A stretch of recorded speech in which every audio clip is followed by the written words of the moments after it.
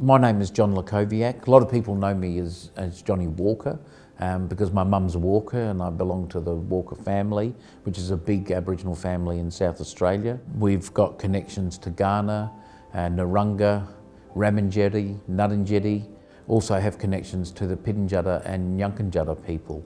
And it's a great honour to talk about my culture. In order for us to move ahead, it comes back to educating the whole community.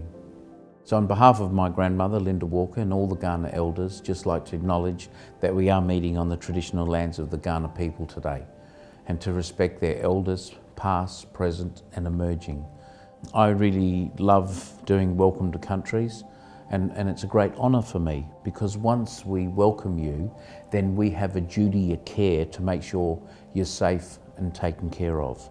I think the most amazing thing in looking at Aboriginal people, that there were, well over 350 different language groups in Australia. So if you sat the map of Europe on Australia, that's how Australia was broken up into many different little countries.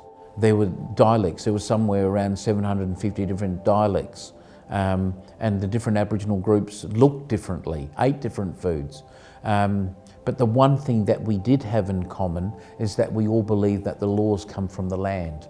When we would get to the border between one country and another, we just wouldn't barge in. We'd stop, make a fire, lots of smoke, and then the people would come and they would do a welcome. We'd ask for permission to travel through. They'd say you can't go that way because that's women's sacred area. You can't travel this way because there may have been a death and there's sorry business and grieving.